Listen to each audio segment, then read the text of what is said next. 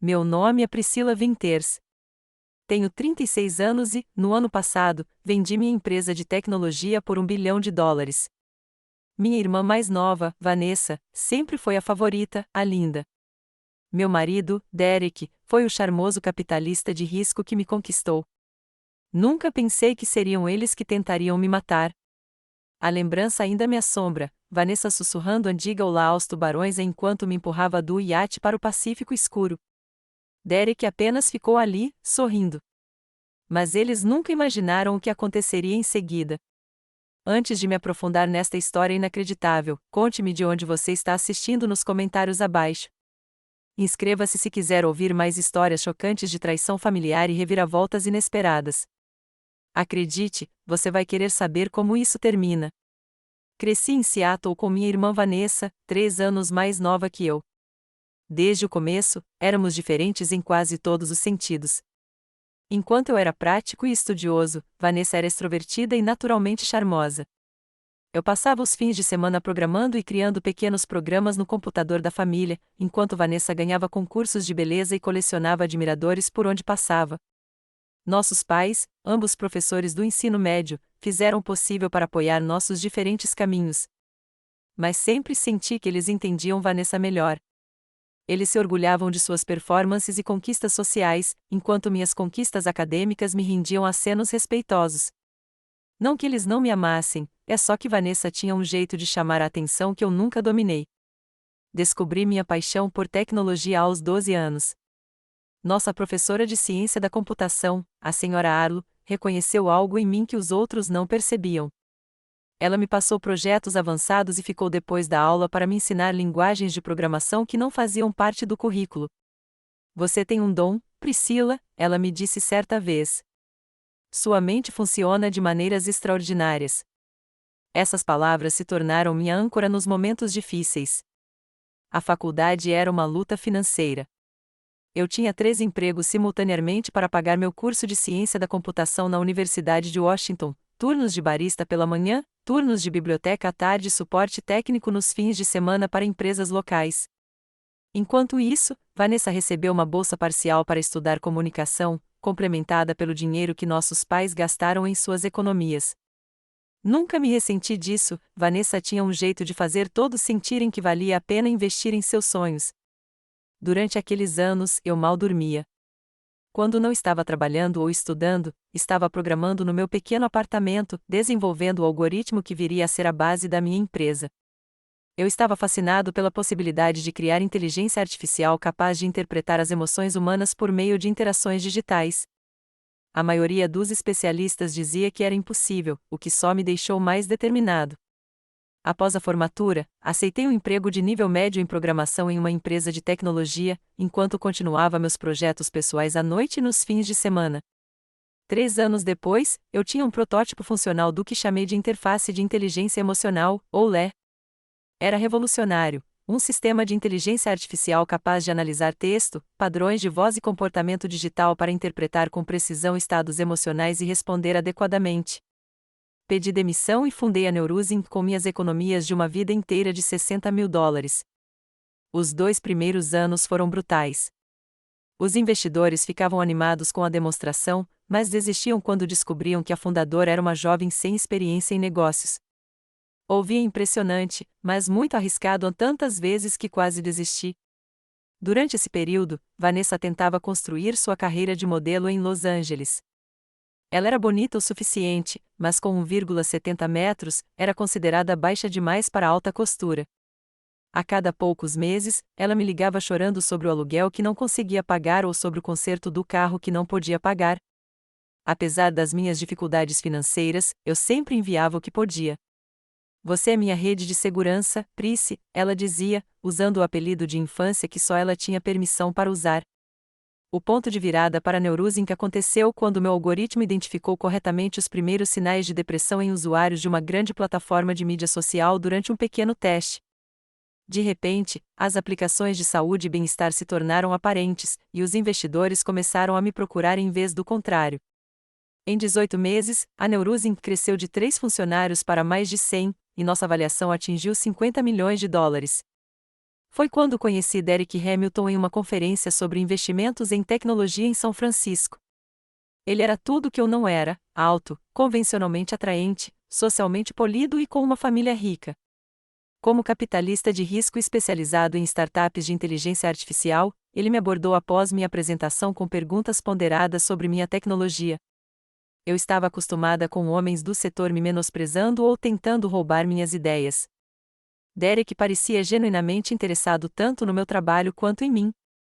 Ele me perseguiu agressivamente, enviando flores para o meu escritório, organizando encontros acidentais em eventos do setor e, por fim, me convidando para jantar. Namorar nunca foi minha prioridade, mas havia algo em sua persistência que rompeu minhas defesas. Quando ele me beijou no nosso terceiro encontro, senti uma onda de emoções que havia me negado por anos. Nosso relacionamento progrediu na velocidade da luz. Em 8 meses, nos casamos em uma pequena cerimônia no litoral da Califórnia. Vanessa foi minha madrinha, chorando de alegria que parecia genuína. Você merece toda a felicidade do mundo, disse ela, me abraçando forte. Eu acreditei nela. Naqueles momentos, a rivalidade competitiva que sempre existiu entre nós parecia desaparecer. Derek se integrou a todos os aspectos da minha vida. Ele me ofereceu conselhos de negócios, me conectou com pessoas influentes e até sugeriu que eu nomeasse diretor de operações da Neurusync. Hesitei diante desse último pedido e, pela primeira vez, vi um lampejo de frieza em seus olhos. Passou rapidamente, substituído por compreensão. Claro, você construiu esta empresa, disse ele. Eu só quero contribuir para o seu sucesso. Apreciei seu respeito pelos meus limites, sem perceber que era apenas uma retirada tática. Então veio o acordo que mudou tudo. A Tech Global, uma das maiores empresas de tecnologia do mundo, ofereceu-se para adquirir a Neurusync por $1 bilhão. O valor era impressionante. Meu conselho me incentivou a aceitar, ressaltando que os recursos da Tech Global ajudariam a escalar minha tecnologia globalmente. Após semanas de negociação, concordei, com condições que protegeram minha equipe principal e garantiram que a tecnologia seria usada de forma ética. No dia em que o negócio foi fechado, Derek organizou uma comemoração em nossa casa. Enquanto brindávamos com champanhe, vi um olhar entre ele e Vanessa, que tinha vindo de avião para a ocasião. Foi breve, um momento de comunicação silenciosa que me pareceu estranho, mas não alarmante. Eu estava tão impressionado com a riqueza repentina que não prestei muita atenção. $1 bilhão. A pobre moça de Seattle, que trabalhava em 3 empregos para pagar a faculdade, era agora uma das mulheres mais ricas do país. Se eu soubesse o quanto aquele dinheiro me custaria. 18 meses depois do meu casamento e 6 meses após a aquisição bilionária, comecei a notar mudanças sutis em Derek. O homem que antes não suportava ficar longe de mim agora tinha viagens de negócios frequentes. Suas atenciosas mensagens matinais tornaram-se esporádicas. Ele começou a atender ligações em outro cômodo, e sua voz se reduzia a um sussurro sempre que eu me aproximava. A princípio, atribuí essas mudanças à evolução normal de um relacionamento. A fase de lua de mel não dura para sempre, e nós dois éramos profissionais ocupados. Mas então, Vanessa começou a aparecer na nossa mansão em São Francisco com frequência cada vez maior. A indústria da moda está tão morta agora, explicou ela quando pediu para ficar conosco por algumas semanas. Só até eu decidir o que fazer em seguida. Essas semanas se transformaram em meses. Inicialmente, aceitei a presença dela, pensando que seria bom reconstruir nossos laços fraternos agora que a competição pela atenção dos nossos pais já havia ficado para trás. Olhando para trás, eu deveria ter prestado atenção na maneira como ela e Derek interagiam. Havia uma naturalidade entre eles que ia além da amizade entre sogros. Eles compartilhavam piadas internas. Suas conversas paravam abruptamente quando eu entrava em algum cômodo. Mais de uma vez, percebi a mão de Derek se demorando no ombro ou na lombar de Vanessa. Certa noite, cheguei em casa mais cedo de uma reunião e os encontrei debruçados sobre o laptop do Derek no escritório. Eles se afastaram de repente quando entrei, e Derek fechou rapidamente o que quer que estivessem olhando. Só estou mostrando algumas oportunidades de investimento para Vanessa, explicou ele suavemente, para quando ela decidir o que fazer a seguir. Concordei, mas algo parecia estranho. Naquela noite, verifiquei nossos registros de atividade de rede, uma medida de segurança que eu havia instalado quando nos mudamos para a mansão. O computador do Derek havia acessado nossas contas financeiras conjuntas, especificamente aquelas que continham a maior parte do meu dinheiro de aquisição. Isso não era incomum, já que Derek administrava grande parte das nossas finanças pessoais. O que me preocupava era que essas buscas se concentravam em limites de transferência e regulamentações bancárias internacionais. Na manhã seguinte, confrontei-o durante o café da manhã. Está tudo bem com as nossas finanças? Notei que você estava analisando grandes transferências. O rosto de Derek permaneceu impassível, mas sua xícara de café parou a meio caminho dos lábios. Só planejamento de rotina, disse ele. Com uma riqueza como a nossa, precisamos ser estratégicos na alocação de ativos. Ele sorriu e acrescentou: sabe, finanças te entedia, Priscila. Confie em mim para cuidar dessa parte. Ele tinha razão ao dizer que estratégias de investimento não eram minha especialidade, mas algo em seu tom de desdém me fez pensar. Pela primeira vez, me perguntei se eu realmente conhecia o homem com quem havia me casado.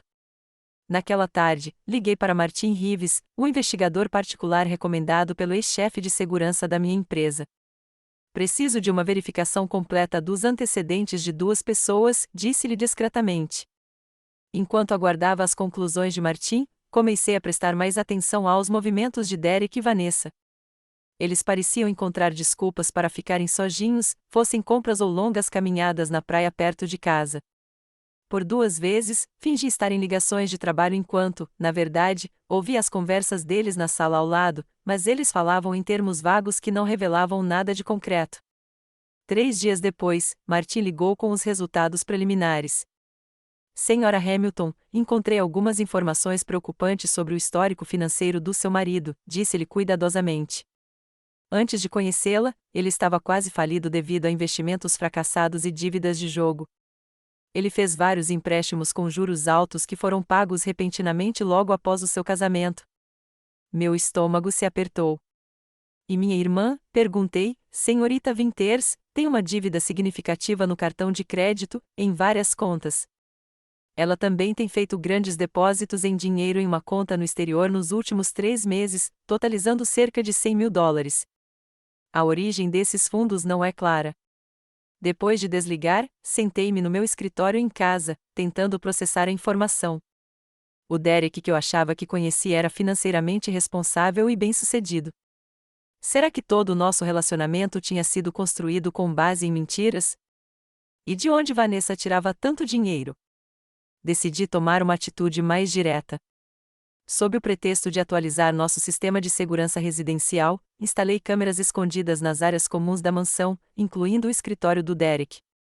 Avisei aos funcionários da casa que eles teriam uma semana de folga remunerada, alegando que Derek e eu queríamos privacidade para o nosso aniversário.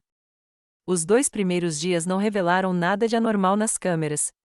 No 3º dia, eu tinha uma reunião agendada com executivos da Tech Global e disse ao Derek que ficaria fora o dia todo.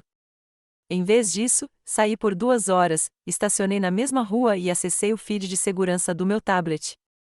O que vi confirmou meus piores temores.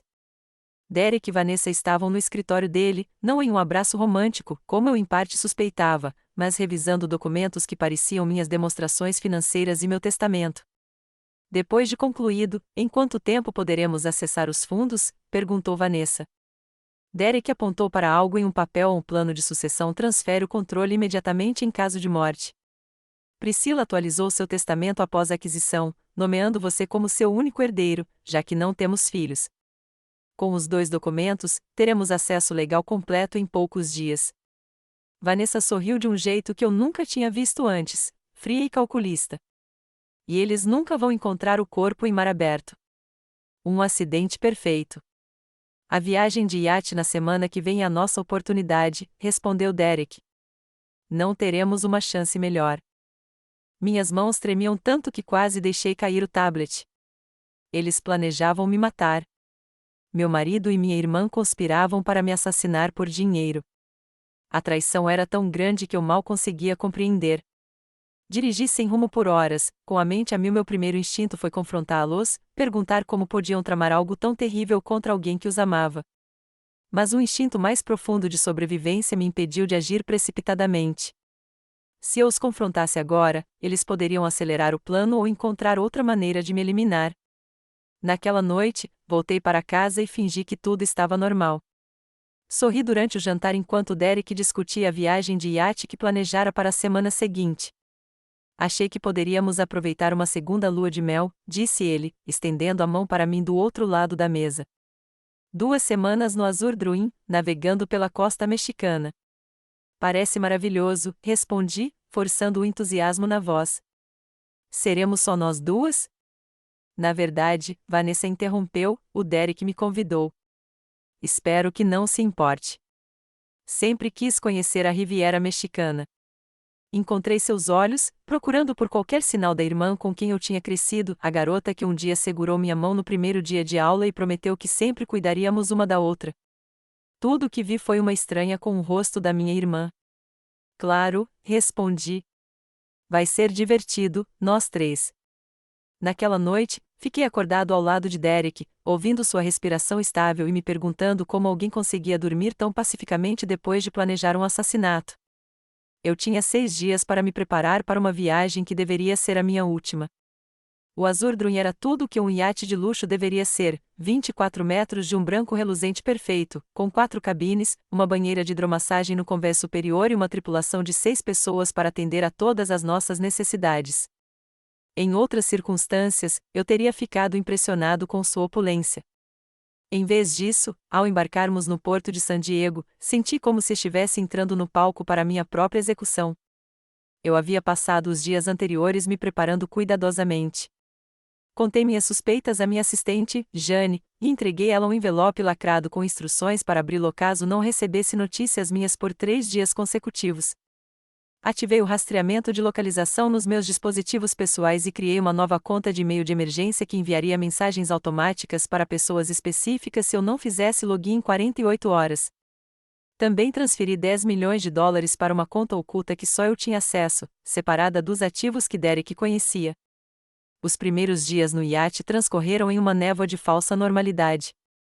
Tomamos sol no convés, nadamos nas águas azuis cristalinas e jantamos refeições requintadas preparadas pelo chefe do iate. A tripulação estava sempre presente, o que, acredito, impediu Derek e Vanessa de colocarem em prática seu plano segurança em testemunhas. No 4º dia, já tínhamos viajado para longe da costa mexicana, com o capitão Rodrigues mencionando que estávamos em mar aberto, a cerca de 160 quilômetros da terra mais próxima. Naquela noite, Vanessa sugeriu que a tripulação merecia uma noite de folga do jantar, insistindo que poderíamos nos virar sozinhos com uma refeição. Derek concordou rapidamente, dizendo ao capitão para dar a todos a noite de folga em seus alojamentos. Na 5ª noite, Derek preparou coquetéis no convés superior enquanto assistíamos ao pôr do sol. Uma receita especial, disse ele, me entregando uma bebida colorida com guarnição de abacaxi. Experimente, querida. Fiz extra forte, do jeito que você gosta. Fingi bebericar, mas deixei o líquido escorrer pela lateral do copo, longe da vista dele. Delicioso, murmurei, e coloquei o copo sobre a mesa quando ele se virou para preparar a bebida de Vanessa. Durante a hora seguinte, fingi estar cada vez mais sonolenta, arrastando as palavras e ficando instável. Acho que preciso me deitar, disse intencionalmente, tropeçando ao me levantar. Derek imediatamente se pôs ao meu lado, com o braço em volta da minha cintura. Deixe-me ajudá-la a chegar à nossa cabine. Sua solicitude teria parecido amorosa a qualquer um que estivesse observando, mas eu podia sentir a tensão em seu aperto, a ânsia mal disfarçada de preocupação. Em nossa cabine, desabei na cama, mantendo os olhos semicerrados, mas com uma visão tênue. Derek verificou minha resposta, acenando com a mão na frente do meu rosto e chamando meu nome. Satisfeito por ter conseguido fazer o que quer que tivesse colocado na minha bebida, ele saiu da cabine, trancando a porta atrás de si. Esperei 15 minutos antes de ir silenciosamente até a porta e encostar o ouvido nela.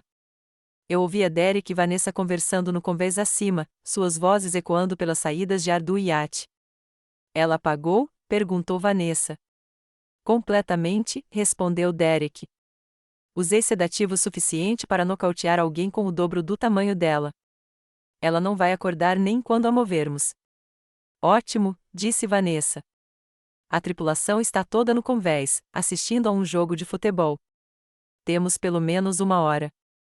Rapidamente, vesti roupas esportivas escuras e tênis impermeáveis que havia escondido na mala. Prendi uma pequena bolsa à prova d'água contendo um sinalizador GPS, dinheiro para emergências e um telefone via satélite compacto na cintura, por baixo da camisa. Então, voltei para a cama, retomando minha pose drogada no momento em que ouvi passos se aproximando. A porta se abriu e Derek entrou, seguido de perto por Vanessa. Hora de tirá-la dali, disse ele. Lembrem-se, precisa parecer que ela estava sonâmbula ou bêbada e caiu no mar acidentalmente.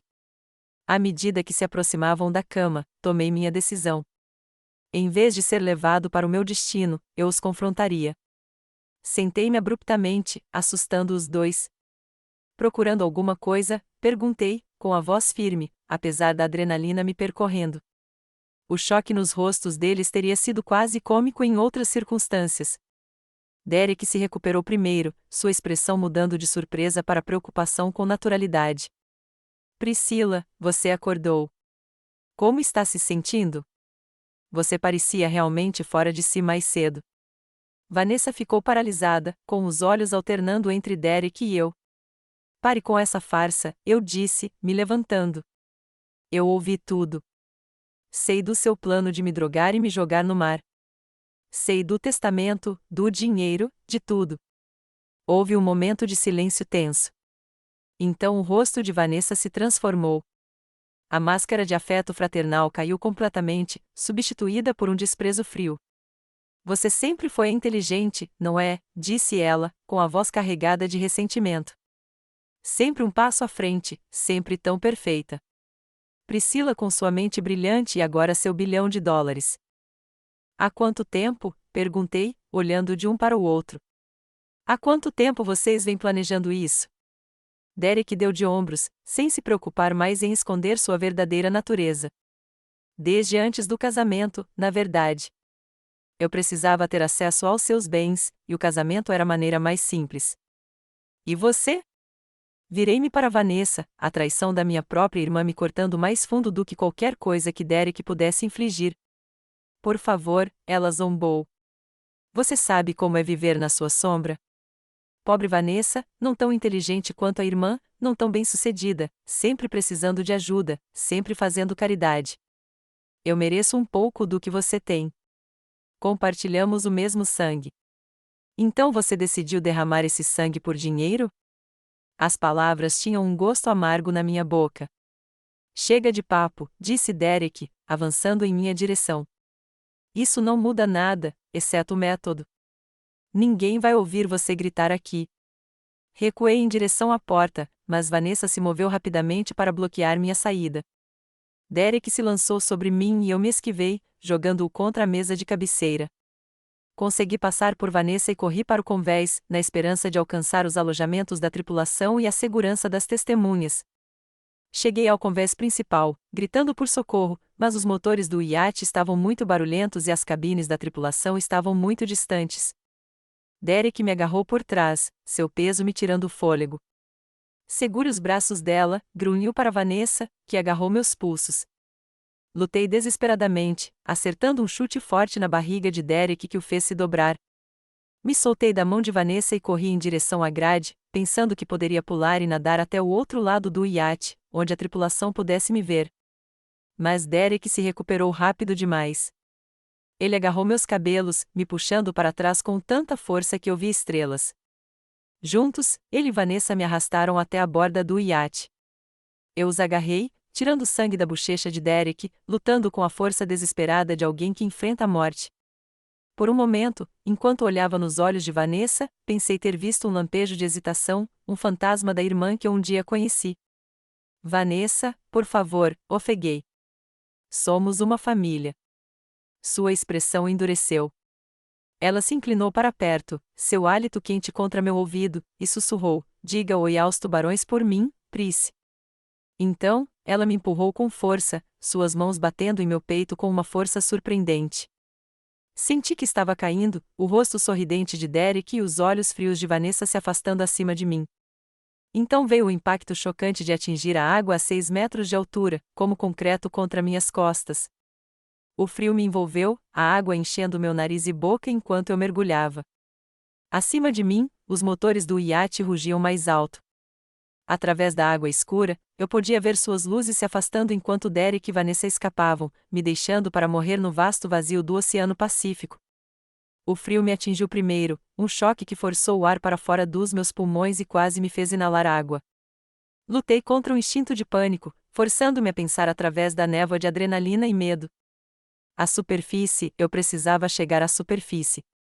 Chutei com força, meus pulmões queimando, até que atravessei o ar da noite com um suspiro desesperado. O iate já estava a 100 metros de distância, suas luzes sumindo na escuridão. Por um instante, pensei em gritar, mas a realidade se impôs rapidamente. Ninguém me ouviria por causa do barulho dos motores, e as únicas pessoas que sabiam que eu estava ali me queriam morta. Mantendo-me à tona, tentei me orientar. A lua brilhava o suficiente para distinguir o horizonte, mas tudo o que eu conseguia ver era um oceano infinito em todas as direções. Nenhuma terra, nenhuma outra embarcação, nada além de água negra se estendendo em direção ao céu estrelado. A gravidade da minha situação me atingiu. Eu estava sozinho em mar aberto à noite, a pelo menos 160 quilômetros da costa. As estatísticas me passavam pela cabeça automaticamente: tempo de sobrevivência em águas com 15 graus Celsius, probabilidade de encontros com tubarões, taxas de desidratação. Nenhuma delas oferecia muita esperança. Mas eu tinha uma vantagem que meus possíveis assassinos desconheciam. Eu tinha sido nadador competitivo na faculdade, não em nível profissional, mas bom o suficiente para ganhar uma bolsa parcial que complementava meus 3 empregos. Eu tinha a técnica e a resistência que a maioria das pessoas não tinha e, mais importante, eu havia me preparado para essa possibilidade, ainda que às pressas. Procurei a bolsa impermeável por baixo da camisa. Dentro dela estava o sinalizador GPS, que ativei imediatamente. A pequena luz piscou, sinalizando que estava funcionando. Se alguém captaria o sinal tão longe era outra questão. Em seguida, eu precisava economizar energia. A hipotermia me mataria mais rápido do que a exaustão se eu continuasse nadando ativamente a noite toda. Mudei para um nado de costas relaxado, concentrando-me em manter o rosto acima da água e gastando o mínimo de energia. Enquanto eu flutuava, olhando para o vasto céu estrelado, minha mente passava por emoções: descrença pela traição, raiva pela insensibilidade deles, medo das minhas circunstâncias e, por baixo de tudo, uma determinação férrea de sobreviver, mesmo que fosse apenas para ver a justiça ser feita. Horas se passaram. Meus dentes batiam incontrolavelmente e meus membros ficavam cada vez mais dormentes, apesar dos meus esforços para continuar me movendo. Lembrei-me do treinamento de sobrevivência que fizera 3 anos antes, durante um retiro corporativo de formação de equipes. Nosso instrutor, um ex-SEAL da Marinha chamado Jack, enfatizara a força mental acima de tudo. Sua mente desistirá antes do seu corpo, dissera ele. Diga a si mesmo que você pode durar mais 1 minuto, depois outro, depois outro. Dívida a sobrevivência em etapas administráveis. Então foi isso que fiz: mais 1 minuto, mais um ciclo de respiração, mais uma olhada para as estrelas. A noite parecia eterna, mas, eventualmente, o céu negro começou a clarear quase imperceptivelmente a leste. O amanhecer trouxe um novo desafio: o sol. Sem proteção, a desidratação se tornaria minha inimiga. Não tive escolha a não ser continuar nadando, na esperança de encontrar algo, qualquer coisa, que pudesse me ajudar a sobreviver. No meio da manhã, avistei algo flutuando na água a cerca de 45 metros de distância. Nadando em sua direção, descobri que era uma almofada do iate, provavelmente jogada ao mar durante a luta. Esse pequeno pedaço de flutuabilidade era uma tábua de salvação. Agarrei-me a ele, permitindo que meus músculos exaustos descansassem enquanto mantinha a cabeça acima da água. O dia passou em um borrão de sol, sede e desespero crescente. Eu estava na água havia quase 20 horas quando ouvi o som distante de um motor. A princípio, pensei que fosse uma alucinação nascida do desespero, mas então ouvi um pequeno barco de pesca, talvez a 800 metros de distância. Reunindo as forças que me restavam, agitei a almofada acima da cabeça e gritei até minha garganta doer. O barco continuou seu curso, sem dar sinais de ter me visto. Em desespero, ativei o estroboscópio de emergência do meu sinalizador GPS, um recurso que eu vinha guardando para economizar bateria. A luz minúscula parecia patética em contraste com a vastidão do oceano, mas, milagrosamente, o barco mudou de direção. Eles tinham me visto. À medida que se aproximava, pude ver dois homens a bordo, um homem de meia idade e um mais jovem, talvez seu filho. Eles me encaravam incrédulos enquanto se aproximavam. Deus meu, exclamou o mais velho. Uma mulher no meio do oceano. Socorro, grasnei, minha voz mal conseguindo sair depois de horas de exposição à água salgada e aos gritos. Por favor. Eles me puxaram para bordo do navio, que agora eu podia ver que se chamava Luz da Manhã com tinta desbotada na proa. O homem mais jovem enrolou um cobertor em volta do meu corpo trêmulo, enquanto o mais velho, que se apresentou como Capitão Luiz Rivera, me bombardeou com perguntas em uma mistura de espanhol e inglês. Como você chegou aqui? Onde está seu barco? O que aconteceu? Eu não podia contar a verdade completa, ainda não. Acidente, consegui dizer. Caí no mar. Iate. O capitão Rivera trocou olhares céticos com o filho, Marco. Uma americana bem vestida a quilômetros da costa, sem nenhum barco à vista, não era comum em seus pesqueiros. Nenhum barco passou por aqui, disse Marco. Não faz 2 dias. Fechei os olhos, exausta demais para explicar ou convencê-los. O capitão Rivera, quaisquer que fossem suas suspeitas, foi gentil o suficiente para priorizar minhas necessidades imediatas. Descanse agora, senhora. Perguntas depois. Marco, pegue água para ela, devagar. E o kit de primeiros socorros. Nas horas seguintes, enquanto o barco de pesca seguia em direção à costa mexicana, eu oscilava entre a consciência e a inconsciência. Eles trataram minhas feridas causadas pela água salgada, me hidrataram cuidadosamente e me mantiveram aquecido enquanto minha temperatura corporal se normalizava lentamente. Ao anoitecer, eu já havia me recuperado o suficiente para sentar e falar com mais clareza. O capitão Rivera sentou-se à minha frente na pequena cabine, com o rosto sério e marcado pelo tempo. Agora, senhora, conte-nos a verdadeira história. Estamos a 12 horas da costa. A polícia terá perguntas. Tomei uma decisão naquele momento. Aqueles homens tinham salvado minha vida, mas envolvê-los ainda mais poderia colocá-los em perigo. Derek e Vanessa acreditavam que eu estava morto, e isso me dava uma vantagem que eu não podia sacrificar. Meu nome é Priscila Winters, eu disse, usando o meu nome de solteira. Eu estava em um iate particular com pessoas em quem eu achava que podia confiar. Houve uma discussão. Eles me jogaram no mar e me deixaram para morrer. Os olhos de Rivera se arregalaram. Isso é tentativa de homicídio. Precisamos denunciar às autoridades. Balancei a cabeça. Por favor, preciso lidar com isso do meu jeito. Essas pessoas são ricas e têm contatos. Elas negariam tudo, e você seria arrastado para algo perigoso. Mas justiça, eu conseguirei justiça, assegurei-lhe, com uma nova determinação se fortalecendo dentro de mim. Mas primeiro, preciso desaparecer. Você pode me ajudar a chegar à costa em silêncio? Posso pagar bem pelo seu trabalho. O capitão Rivera parecia em conflito, mas Marco se inclinou para frente, ansioso. Quão bem, citei um valor que fez os dois homens se erguerem, em dinheiro, assim que eu conseguisse acessar certos recursos. Depois de alguma discussão em espanhol rápido, eles concordaram. Na manhã seguinte, atracaram em uma pequena vila de pescadores, bem longe das áreas turísticas. Fiel à minha palavra, usei o dinheiro de emergência da minha bolsa impermeável para pagar um quarto em um hotel modesto e dei uma entrada substancial sobre o valor prometido. Mandarei o restante, assegurei. Mas, por favor, não digam a ninguém que me encontraram. Uma vez sozinha no pequeno quarto de hotel, finalmente me permiti desabar. As lágrimas vieram em ondas violentas, o peso total da traição me esmagando, agora que a sobrevivência imediata não era mais meu foco. Minha própria irmã, meu marido, as duas pessoas em quem eu deveria confiar acima de todas as outras, tentaram me matar por dinheiro. Quando a tempestade de emoções passou, fui tomado por uma clareza que nunca havia experimentado antes. Acessei meu e-mail de emergência usando o computador do hotel e entrei em contato com Jane, minha assistente, cuja lealdade havia sido comprovada ao longo dos anos. A resposta de Jane foi imediata e emocionada, mas profissional como sempre. Meu Deus, Priscila, abri seu envelope ontem, sem ter notícias suas. Fiquei fora de mim. Derek e Vanessa voltaram há 2 dias. Eles relataram seu desaparecimento, alegando que você caiu no mar durante a noite enquanto eles dormiam. As operações de busca e salvamento foram suspensas a partir desta manhã. Derek deu uma coletiva de imprensa emocionada. O que você precisa que eu faça? Então, o plano estava seguindo exatamente como eles pretendiam. Eu estava oficialmente dado como morto, e eles estavam se posicionando para herdar minha fortuna.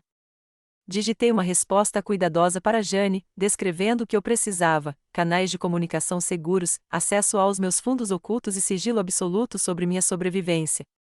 Durante a semana seguinte, recuperando-me naquela pequena cidade costeira, assisti às notícias sobre o meu trágico acidente na televisão do hotel. Derek interpretou o marido enlutado com maestria, com a voz embargada ao descrever como acordou e me viu desaparecida.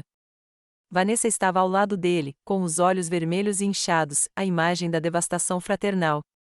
Priscila era tudo para nós, disse Vanessa aos repórteres, enxugando as lágrimas com um lenço de papel. Eu não sei como continuar sem a minha irmã mais velha. A performance foi impecável. Se eu não os tivesse ouvido tramando meu assassinato, não tivesse sentido as mãos de Vanessa me empurrando para o oceano, eu mesma poderia ter acreditado na dor deles. Uma semana após a minha morte, anunciaram que, de acordo com meu testamento e plano de sucessão empresarial, Vanessa herdaria minha fortuna pessoal e Derek assumiria o controle dos meus interesses comerciais restantes. A rapidez com que agiram confirmou o que eu ouvirá no iate: haviam preparado essas manobras legais com bastante antecedência. Ao vê-los reivindicar o trabalho da minha vida, senti uma raiva gélida como nunca havia experimentado antes. Não se tratava mais apenas de sobrevivência. Tratava-se de justiça, de fazê-los enfrentar as consequências do que haviam feito. Com a ajuda de Jane, reuni uma pequena equipe de pessoas em quem confiava incondicionalmente: Theodore Winters, meu advogado corporativo que se opôs ao meu casamento com Derek desde o início; Olivia Shen, especialista em segurança cibernética que trabalhou comigo na Neurus Inc., e Martin Rives, o investigador particular que descobriu os problemas financeiros de Derek. Do meu esconderijo no México, comecei a planejar meu retorno não como uma vítima em busca de ajuda, mas como o arquiteto de sua ruína. O pequeno quarto de hotel à beira-mar tornou-se meu quarto de guerra. Pintei meu cabelo castanho natural de preto, usei óculos escuros mesmo em ambientes fechados e usei o pseudônimo Patricia Lane em todas as interações locais. Ninguém associou a mulher bronzeada e de cabelos escuros, reservada, ao rico empreendedor de tecnologia cuja morte trágica virou notícia internacional. Minha equipe se reuniu virtualmente, conectando-se por meio de canais criptografados que Jane havia estabelecido. Nosso primeiro encontro deu o tom para tudo o que se seguiu. Antes de começarmos, eu disse, de frente para a câmera do meu laptop: quero deixar claro o que estamos fazendo. Não se trata de vingança no sentido tradicional. Não quero me tornar como eles. Trata-se de justiça e de proteger outras pessoas que eles possam prejudicar no futuro. Theodore, com seus cabelos grisalhos e expressão séria preenchendo um quadrante da minha tela, assentiu em concordância. O que eles fizeram foi tentativa de homicídio, pura e simplesmente. Mas provar isso será desafiador sem provas diretas. É aí que eu entro, disse Martin de outra janela. O investigador particular trabalhava sem parar desde o meu desaparecimento. Tenho monitorado as atividades deles desde que voltaram. Eles já estão gastando seu dinheiro, Priscila: carros novos, joias, uma entrada para uma casa de férias em Aspen. E eu tenho rastreado a pegada digital deles, acrescentou Olivia, com um rosto jovem e sério sob os cabelos com mechas azuis. Derek tem pesquisado países sem tratados de extradição. Eles estão planejando transferir grandes somas para o exterior ainda este mês. A informação alimentou minha determinação. Então, vamos trabalhar de trás para frente, eu disse. Precisamos de 3 tipos de evidências: provas do plano deles antes da viagem de iate, documentação da fraude financeira que estão cometendo atualmente, se possível, provas diretas da tentativa de assassinato em si. Nas 3 semanas seguintes, minha equipe executou um plano metódico. Theodore revisou todos os documentos legais que Derek e Vanessa haviam protocolado desde a minha morte, identificando inúmeras irregularidades e assinaturas falsificadas. Martin investigou mais a fundo o passado de Derek, descobrindo padrões perturbadores. Encontrei duas ex-namoradas que morreram em circunstâncias suspeitas, relatou ele durante nossa terceira semana. Ambas ricas, ambas em acidentes em que Derek foi a última pessoa a vê-las com vida. Nenhum dos casos tinha provas suficientes para acusações, mas o padrão é inconfundível. Ele é um assassino em série, sussurrou Jane, visivelmente abalada. Um tipo específico, corrigi. Ele mira em mulheres ricas por dinheiro, e Vanessa é cúmplice dele desta vez, provavelmente porque meu testamento exigia uma ligação familiar para a herança. A contribuição de Olivia foi talvez a mais contundente.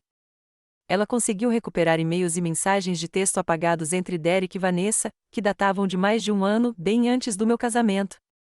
Vejam esta conversa de 14 meses atrás, disse ela, compartilhando sua tela para nos mostrar uma conversa de texto. Derek, o noivado está marcado. Ela disse sim. Vanessa, claro que sim. Minha irmã sempre quis o que nunca poderia ter, um relacionamento de verdade. Derek, seja legal. Sua irmã é minha passagem para consertar tudo e sua passagem para sair das dívidas. Vanessa, quanto tempo temos que esperar, Derek? Derek, até a empresa ser vendida. Valor máximo. Então, um trágico acidente. Vanessa, posso ser paciente por 1 bilhão de razões. Ler a conversa casual deles sobre o meu assassinato me deixou fisicamente doente, mas também fortaleceu minha determinação. Isso foi premeditado desde o início. Cada beijo, cada eu te amo, cada momento do que eu pensava ser a construção de uma vida juntos, tinha sido um passo calculado em direção à minha morte. Enquanto isso, Jane coordenou a parte mais delicada do nosso plano, preparar a mansão para o meu retorno. Contratando empreiteiros de confiança que acreditavam estar instalando um presente surpresa para os moradores, ela providenciou equipamentos sofisticados de vigilância em toda a casa e um sistema de segurança especializado que eu podia controlar remotamente. A mansão está pronta, ela confirmou em nossa reunião final de planejamento. E eu confirmei que eles voltarão de sua maratona de gastos pela Europa na quinta-feira à noite. 3 meses depois de ser empurrado para o Oceano Pacífico, eu estava pronto para confrontar meus supostos assassinos. Voltei para a Califórnia usando documentos de identidade falsos que Olivia havia conseguido, com minha aparência suficientemente alterada para que ninguém me conectasse à presumivelmente morta Priscilla Winters. Na noite do retorno deles, entrei em minha própria casa por uma entrada de serviço que só eu conhecia, usando uma segurança biométrica que Derek nunca se preocupou em redefinir. A ironia de seu excesso de confiança fornecendo meu ponto de acesso não passou despercebida para mim. Caminhei pelos corredores escuros da mansão, me familiarizando novamente com o espaço que um dia fora meu lar. Tudo parecia diferente agora, manchado pela traição.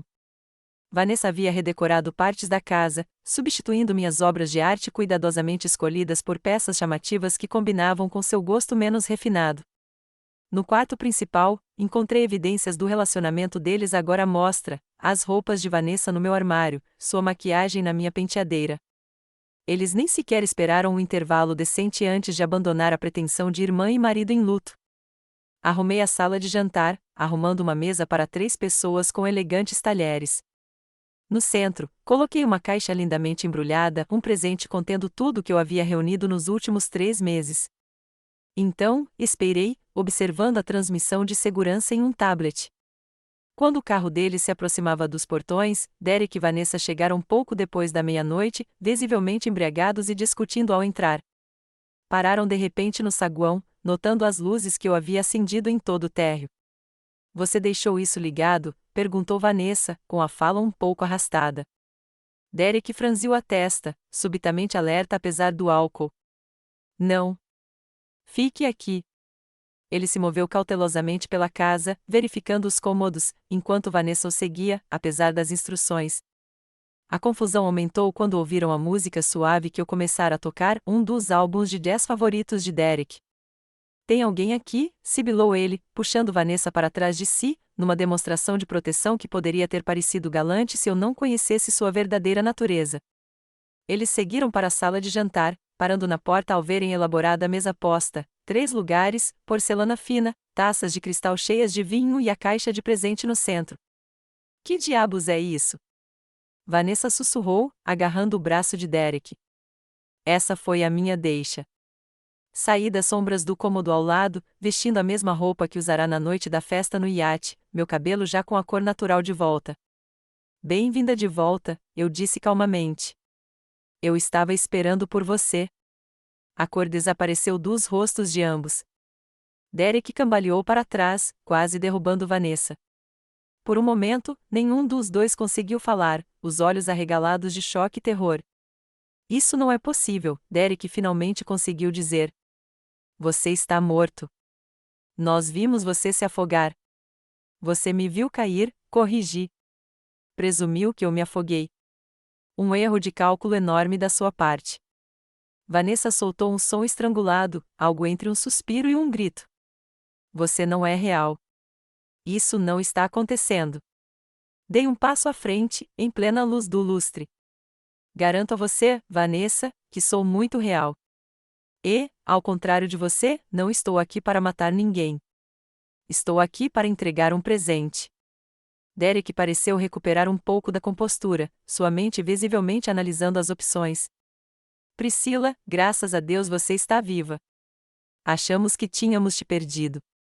Houve um acidente terrível. Pare, interrompi-o, não vamos insultar a inteligência um do outro.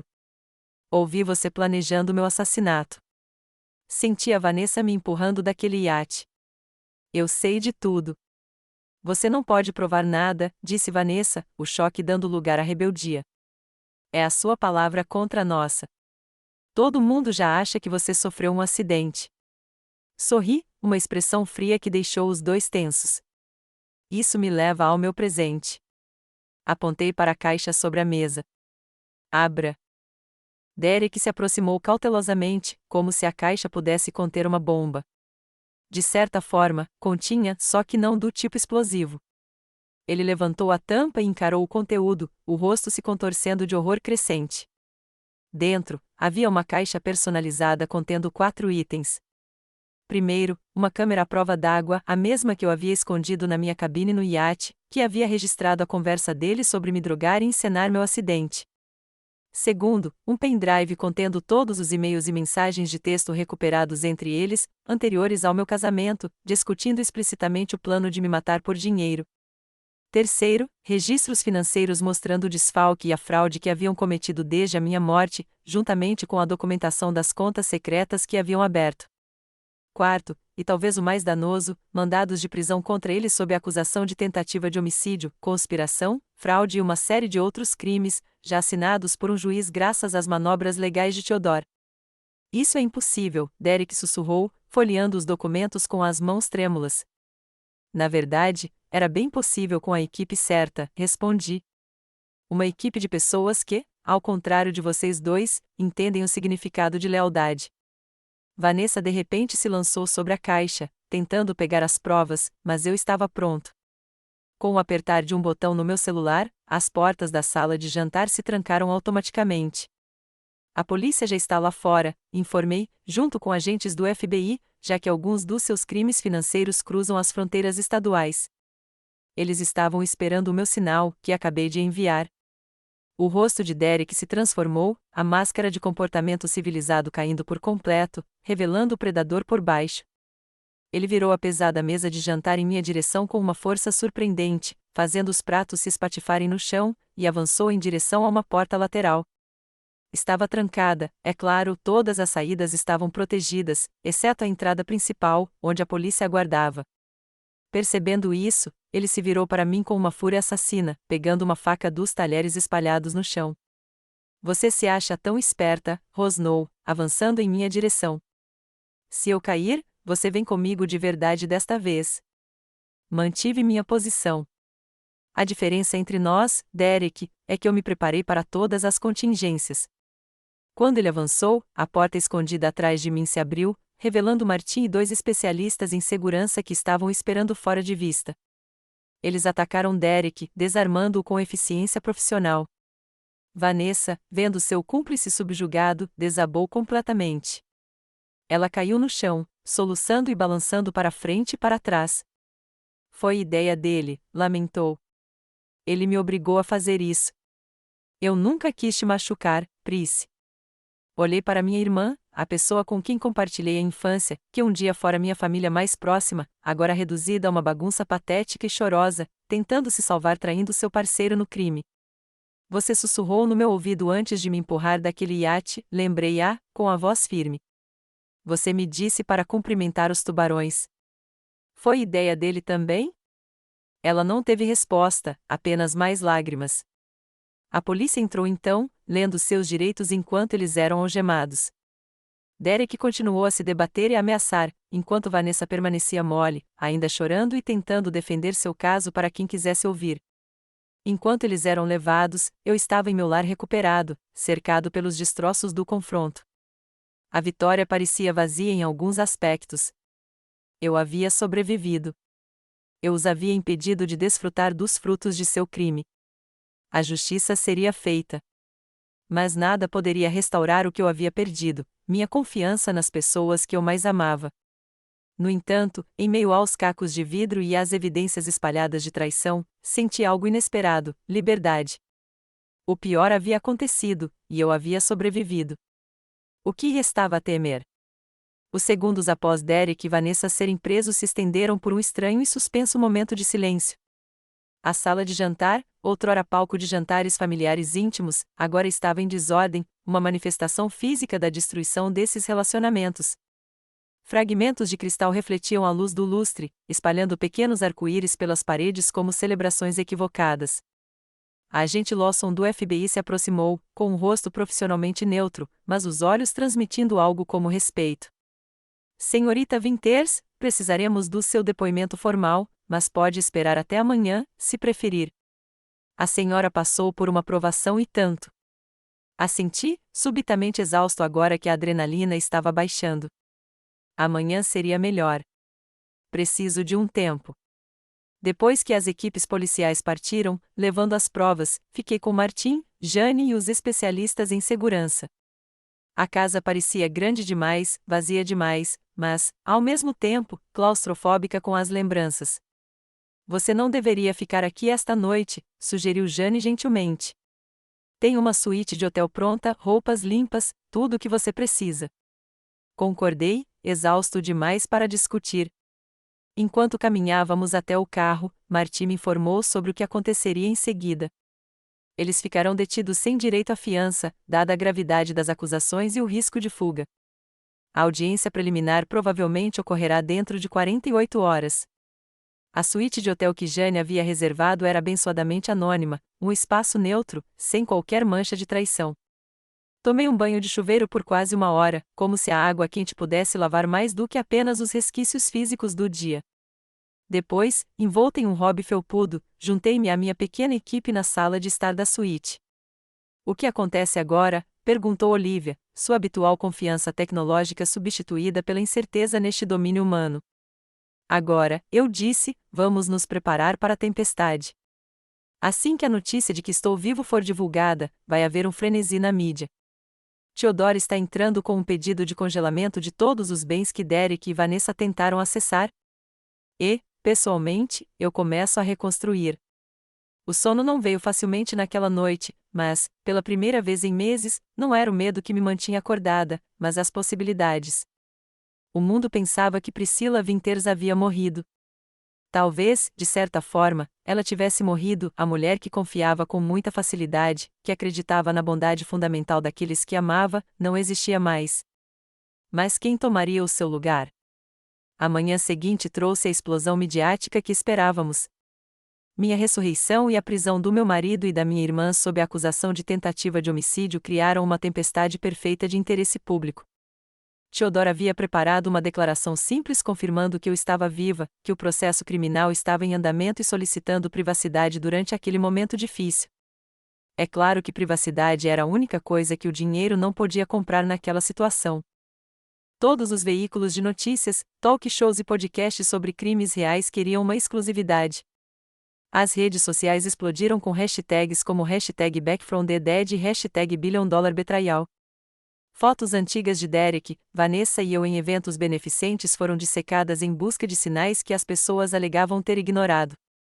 Graças aos contatos de Theodore, organizei uma entrevista única para uma jornalista respeitada, conhecida por sua integridade. O objetivo estratégico era controlar a narrativa. O propósito pessoal era dizer a minha paz e, em seguida, me retirar dos holofotes para me curar. Eles subestimaram você, observou o jornalista durante nossa conversa cuidadosamente planejada. Qual você acha que foi o maior erro deles? Pensei nisso, relembrando aqueles momentos sombrios no oceano. Eles só viam o que queriam de mim, dinheiro e status. Nunca me viam como um todo, com habilidades e determinação que nunca se preocuparam em conhecer. No fim, foram derrotados pelas partes de mim que ignoraram. A audiência preliminar foi um circo midiático. Compareci, vestindo um terno azul marinho simples, com a postura ereta e a expressão serena. Quando Derek e Vanessa foram trazidos, olhei diretamente para eles, recusando-me a recuar. Derek me encarou com ódio indisfarçável. Vanessa não conseguia me olhar nos olhos. As evidências eram contundentes. A gravação do iate por si só foi devastadora, capturando a discussão explícita sobre o assassinato do meu marido por dinheiro. Suas comunicações eletrônicas forneceram anos de premeditação. Os registros financeiros mostravam fraude antes e depois da minha suposta morte. Ambos tiveram o pedido de fiança negado. Enquanto eram levados embora, Vanessa finalmente olhou para mim, sua expressão uma mistura complexa de vergonha, raiva e algo que poderia ser arrependimento. Não lhe dei nada em troca, nem ódio, mas também não lhe dei perdão. Apenas o olhar firme de alguém que havia ido além do seu poder de ferir. Do lado de fora do tribunal, repórteres gritavam perguntas sobre como era encarar meus possíveis assassinos. Parei antes de entrar no carro que me aguardava. Justiça não é a mesma coisa que cura, eu disse. Hoje foi sobre justiça. Cura é minha jornada particular. Os meses que se seguiram foram repletos de processos judiciais. Derek e Vanessa se voltaram um contra o outro, cada um tentando minimizar a própria culpa implicando o outro. A promotoria teve pouca dificuldade em construir seu caso com nossas evidências e a traição mútua. Durante esse período, comecei o processo de recuperação da minha vida. Saí da mansão, contaminada demais pelas memórias para me sentir em casa novamente. Comprei um apartamento moderno e seguro com vista para a Bahia, com seu layout aberto e paredes de vidro em contraste deliberado com os esconderijos e segredos do ano anterior. Eu também enfrentei o desafio de retornar legalmente dos mortos. A burocracia era impressionante: desfazer certidões de óbito, recuperar contas congeladas, restabelecer a identidade legal. Theodore cuidou da maior parte, mas algumas coisas exigiram minha atenção pessoal. A ironia, comentou Theodore durante uma maratona de assinaturas de documentos, é que Derek e Vanessa facilitaram um pouco essa tarefa ao agirem tão rapidamente para reivindicar seus bens. A fraude deles significa que muitas transferências nunca foram totalmente concluídas. 9 meses após a noite do confronto, os julgamentos foram concluídos. Derek, com seu histórico de mortes suspeitas e seu papel como mentor intelectual, recebeu uma sentença de 30 anos sem possibilidade de liberdade condicional por tentativa de homicídio, conspiração e fraude. Vanessa recebeu 18 anos, uma sentença mais branda que refletia seu papel secundário e sua eventual cooperação com os promotores. Compareci à sentença, não por vingança, mas para encerrar aquele capítulo definitivamente. Enquanto o oficial de justiça levava Vanessa embora, ela se virou para mim. Priscila, gritou, com a voz embargada. Desculpe-me, não por ter sido pega, mas por tudo. Sei que você nunca vai me perdoar. Eu também não perdoaria. Não respondi. Algumas feridas eram profundas demais para que palavras pudessem transpor, algumas traições eram fundamentais demais para serem reparadas. A porta se fechou atrás dela e, com ela, eu fechei a porta para aquela parte da minha vida. Mais tarde naquela noite, sozinho no meu apartamento, fiquei na janela, observando as luzes dos navios na baía, cada um se movendo na escuridão, guiado por seus próprios sistemas de navegação, traçando seu próprio curso por águas potencialmente traiçoeiras, não muito diferente das pessoas, na verdade. Meu celular tocou com uma mensagem de Luiz Rivera, o capitão do barco de pesca que me resgatou. Mantivemos contato e, em sinal de gratidão, financiei a faculdade do filho dele, Marco. Vi a notícia sobre a sentença, dizia a mensagem. O oceano não te levou porque você tem mais o que fazer neste mundo. Lembre-se disso. Olhando para a imensidão da baía, finalmente me permiti chorar, não de tristeza ou raiva, mas de alívio. Eu havia sobrevivido ao insuportável 2 vezes, às profundezas frias do oceano e às profundezas ainda mais frias da traição humana. O que viria a seguir seria nos meus termos, guiado pelas estrelas que eu escolhesse. 1 ano após a sentença, eu estava no convés de um pequeno iate, não o ostentoso Azur-Druin, mas uma modesta embarcação que eu havia fretado para aquele dia. O Pacífico se estendia à minha frente, as mesmas águas que quase haviam tirado minha vida agora brilhando pacificamente ao sol da manhã. Desta vez, eu não era uma vítima, mas sim o capitão da minha própria jornada, tanto literal quanto figurativamente. Tem certeza disso? Perguntou Jane, parada ao meu lado no corrimão. Ela permaneceu como meu braço direito em tudo, e sua lealdade era uma das poucas constantes na minha vida transformada. Preciso encarar isso, respondi, olhando as coordenadas no GPS, o local aproximado de onde eu havia sido jogado ao mar. Não para reviver o trauma, mas para escrever um novo final para essa história. O julgamento e a sentença dominaram as manchetes por meses, uma história de advertência sobre ganância e traição que cativou a imaginação do público. A investigação sobre o passado de Derek revelou padrões ainda mais perturbadores, com as autoridades reabrindo os casos de 2 ex-namoradas cujas mortes acidentais agora pareciam suspeitas. A cooperação de Vanessa ajudou os promotores a construir um caso hermético, embora seu depoimento emocionado sobre ter sido manipulada por Derek soasse vazio diante das evidências de sua participação ativa. Eu observava o desenrolar do processo judicial com um distanciamento estranho, como se observasse personagens de uma peça em vez de pessoas que um dia foram centrais na minha vida. A distância psicológica era necessária para minha sobrevivência, uma barreira protetora entre o meu presente e o passado doloroso. Minha recuperação não foi linear. Houve dias de progresso seguidos de noites de pesadelos paralisantes, momentos de força interrompidos por ataques de pânico inesperados quando o motor de um barco soava muito parecido com o do Azur-Druin ou quando alguém se aproximava de mim por trás de forma inesperada. De volta à terra firme, continuei construindo minha nova vida. O Fênix Trash expandiu-se nacionalmente, ajudando milhares de pessoas a escapar de situações perigosas. Meu portfólio de investimentos apoiou dezenas de startups promissoras, lideradas por fundadores de origens subrepresentadas. Desenvolvi novas amizades com cautela, mas com sinceridade, criando uma família escolhida para substituir aquela que me traiu. 2 anos após o confronto, publiquei um livro de memórias intitulado Depois da Queda, Reconstruindo quando sua fundação desmorona. Tornou-se uma fonte surpreendente de conexão com outras pessoas que haviam vivenciado traições diferentes, mas igualmente devastadoras. O sucesso do livro levou a palestras nas quais compartilhei minha jornada, não como vítima, mas como alguém que enfrentou o pior e emergiu inteira, ainda que transformada. A lição mais importante que aprendi, disse a uma plateia de sobreviventes em um evento da Fênix Trash, é que, embora a confiança possa ser quebrada catastroficamente, ela também pode ser reconstruída deliberadamente, não mais como uma configuração padrão, mas como uma escolha consciente baseada em evidências e limites. E, paradoxalmente, esse tipo de confiança, conquistada em vez de dada às cegas, cria conexões mais fortes do que eu tinha antes.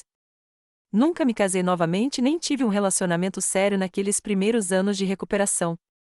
Algumas feridas precisavam de mais tempo do que outras, mas permaneci aberta a possibilidades, recusando-me a deixar que Derek e Vanessa me roubassem a alegria do futuro, junto com tudo mais que tentaram roubar. Hoje, observando o oceano do meu iate, vejo-o de forma diferente de antes, não apenas como o local da minha quase morte, mas como o início do meu renascimento. A imensidão de água que quase me levou também me levou a Luiz e Marco Rivera, a uma segunda chance, a pessoa que agora estou me tornando. A vida não oferece garantias contra traição ou perda. Pessoas em quem confiamos podem se revelar estranhas. Alicerces que julgávamos sólidos podem se dissolver sob nossos pés. A única certeza é a nossa capacidade de recomeçar, de construir algo novo a partir do que resta. Qual é a sua história de resiliência? Você já precisou reconstruir após uma traição ou perda que parecia impossível de superar? Compartilhe sua experiência nos comentários abaixo. Toda história de sobrevivência fortalece outras pessoas que ainda estão na escuridão. E se você encontrou valor na minha jornada, curta este vídeo, inscreva-se para ouvir mais histórias de transformação e compartilhe com alguém que precise se lembrar da sua própria força. Obrigado por testemunhar a minha história. E lembre-se, às vezes, nosso maior poder só se revela depois de sermos testados pelo pior.